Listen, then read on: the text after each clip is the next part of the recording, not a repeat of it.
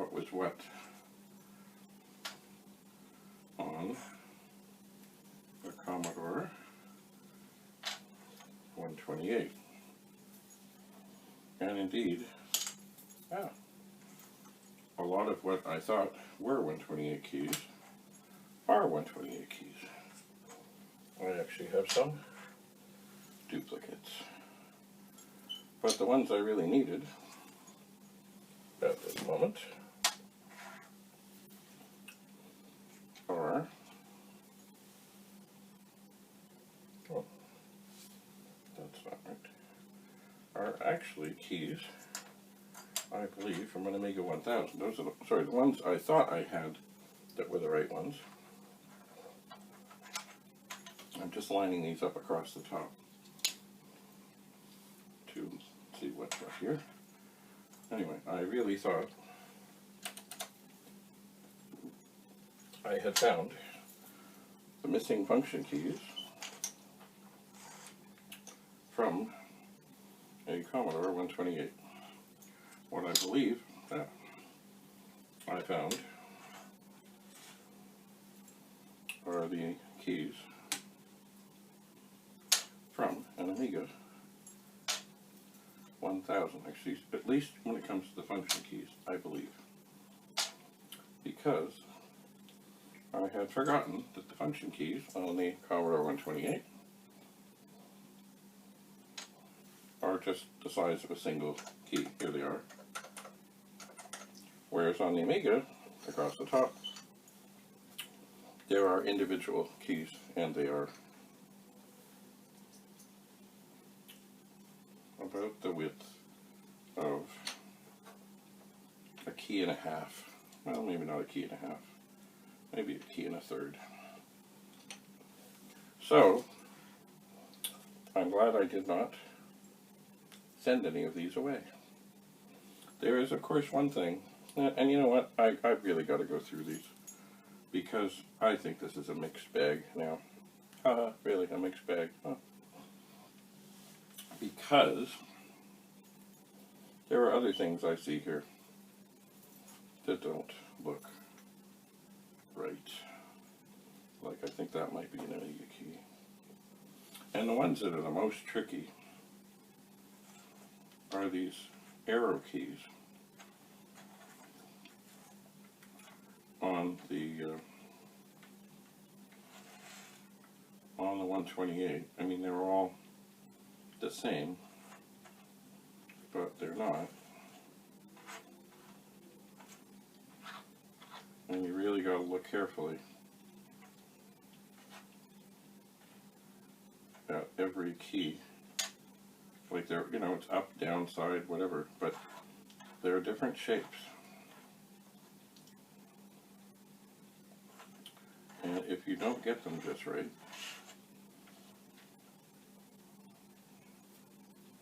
then you'll be sticking the wrong key. And I think those are, and basically what it means is the front of the key has just a slight bit more of an angle than the others. But still, I need to go through and check. And here I have this wayward, it's a spring, and I'm not even sure what that is part of now.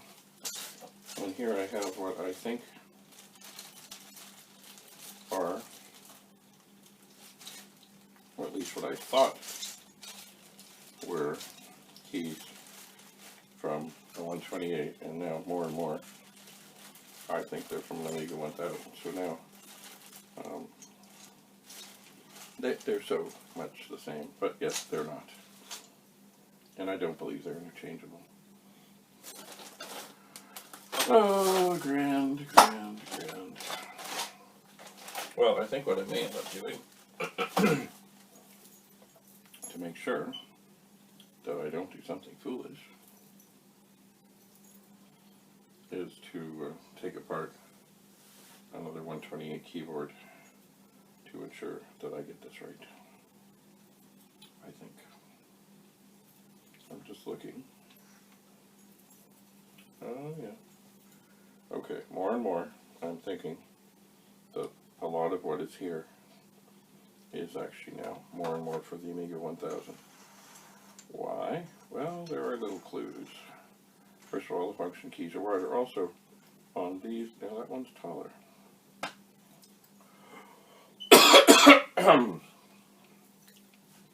But maybe it's supposed to be taller. Not much taller, just a little. Of course, on the front of the 128 keys, there are other things written, and graphics characters and such, and on these, there are not.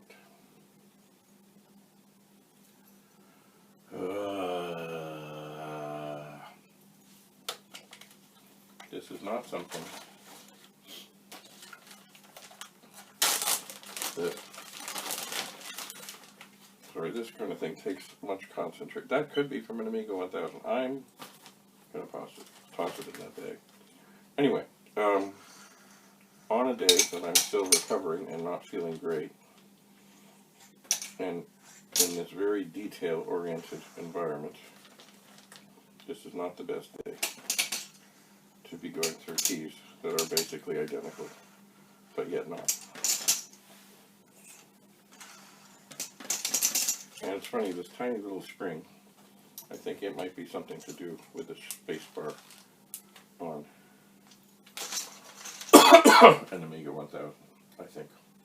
I am pretty sure that all these keys that I put up here on this 128 are indeed for a 128. Pretty sure. So I'm going to mark this bag as confidently as I can. Airlock. I'm going to put 1,000 with a question mark, and a question mark, and a question mark. And I will get this figured out at some point. So, now, what am I going to do here? Well, this is a box. It is. I could use it, I suppose, to ship something, but I really don't have anything to ship at this time that would fit this box. So, I have broken it down, and now I'm going to cut some of the flaps off.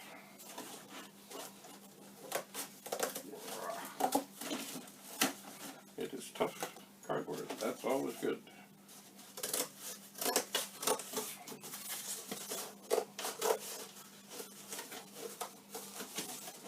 And the idea here, I think I'm going to grab 4 of these.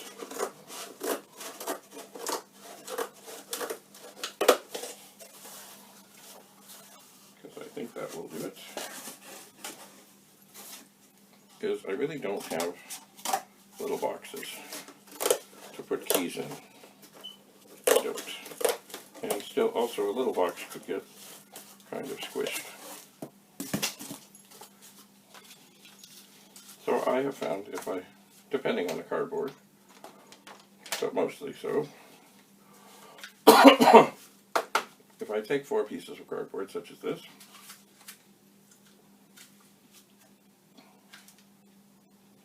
and I do a little figuring. Yeah, you know what? I wish I had a punch. Go away. Go away. I wish I had a punch. I could just punch a hole through there, but I don't. So I'm thinking what I'm going to do is, I've done this before, line these up as carefully as I can and start to cut into them as best as I can without hurting anything. And I could probably get more into that, but I don't think I can do it safely. The scissors are kind of making feelings like they're not happy. So if I take 2 of them and then I continue to cut, the scissors are still making noises. Or not noises, but they just don't feel happy about this. But if I get these things cut up to about the same place,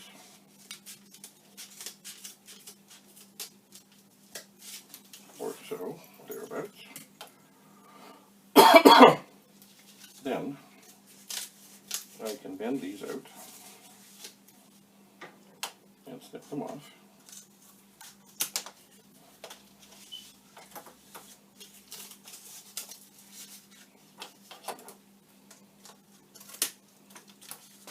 And I'll end up with not exactly a box, but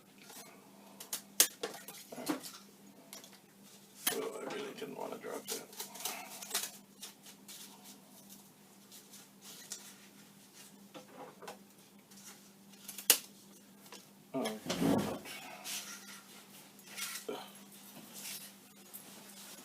Excuse me. Anyway, so now I have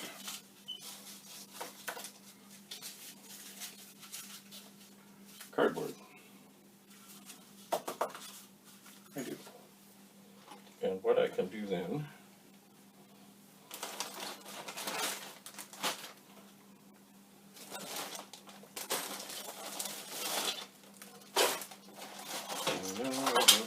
there we go.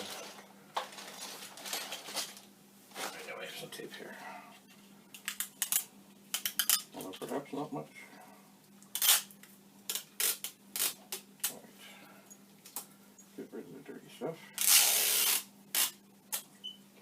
So anyway, now that I have this like that, if I take this tape and I put it on here, and I put it on there,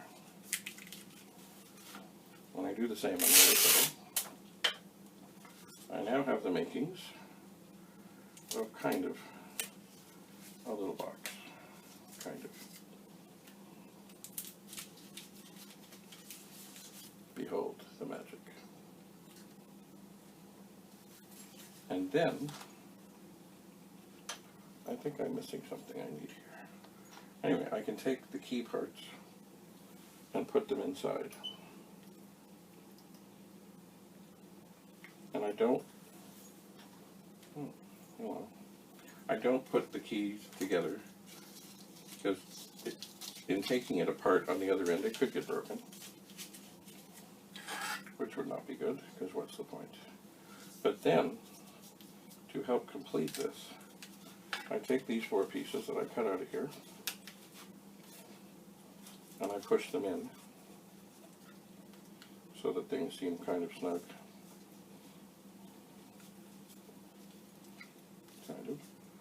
And I put my finger on the spot that would be, and with one cut,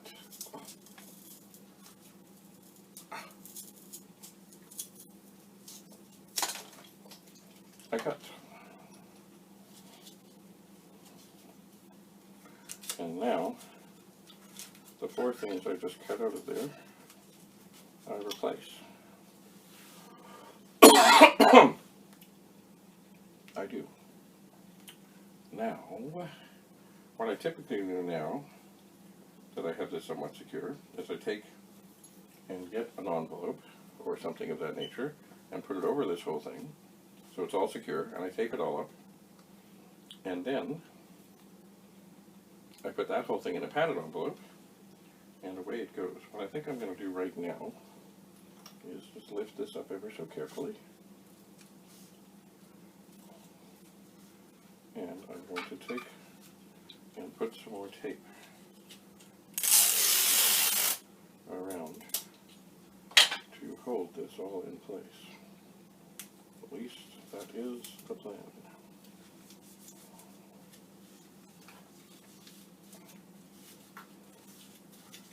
So, I mean, if I had a punch, that's what I'd like to do. Just put a little hole in there. But I don't have a punch, so I cut it all out. And of course I recycle the extra pieces. So now I will go and find an appropriately sized envelope or other little pieces of cardboard and tape them over this and put the key in there and ship it away. And all will be well and good in the world again. So, do I have all that stuff handy? No. And is my tape running dangerously down to nothing? Yes, although I thought I had more tape here. But I guess it doesn't matter because I have to finish off the rest of this. I do.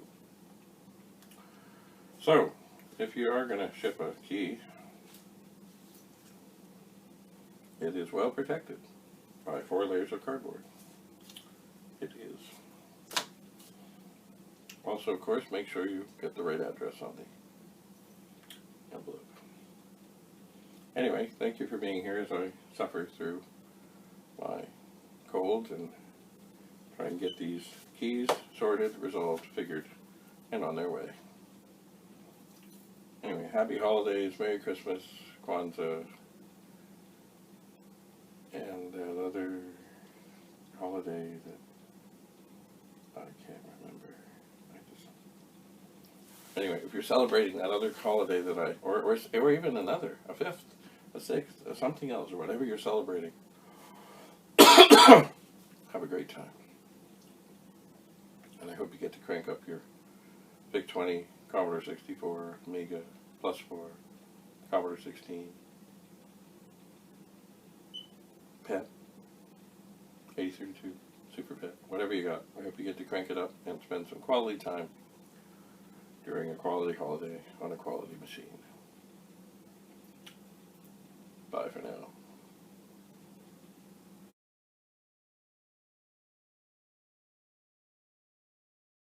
Hi, just to carry on, I have decided that this box here looks pretty good, pretty fine, and will be pretty helpful.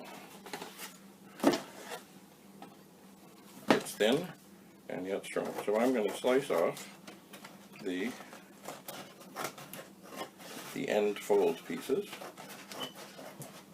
much as I did with that other box. Oh, you know what? I might just need one. And then cut it in half.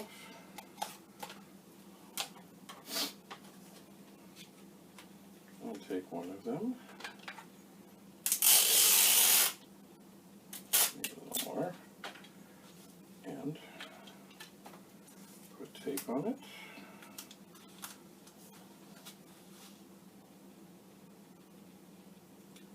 So we have maybe a little too much tape, but that's okay. So look, a little box, a little hole. Now it's critical, of course, don't forget to put the key and the innards inside. So I usually do put the spring onto the stem and put it in. There it is, the string on the stem. And then I put it in. I don't fasten the key to it because it can get broken on the other side. When they go together pretty well. They're supposed to, of course. And then, here it is, the moment where it all goes together.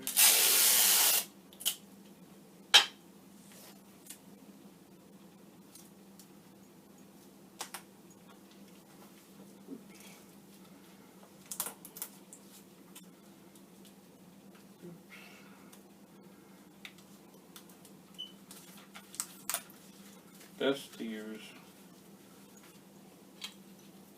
we're not here to save tape, although I have a bad feeling that this tape roll is getting pretty low. But still, we're not here to save tape. We're here to make sure that wherever this arrives, that the key is secure and in good shape, ready to rescue another machine somewhere in the world.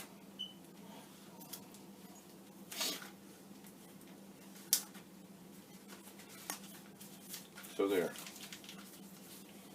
there is a Commodore 64 key. It is yellowed, it is a 0 key, and it is done, ready to ship. So, now, is this the best way? Is this the most time-efficient way? Certainly not. I might put another thing of tape in there. Certainly not. I'm sure there are better ways to do this, but so far, and I have shipped a lot of keys, a lot of places, there's been the odd mistake in communication about which key is what, but that's very rare if I try and sort that out ahead. But I've never had a complaint that a key packed in such as this ever arrived broken. So, thank you for being here, and stay tuned for more adventures. Bye for now.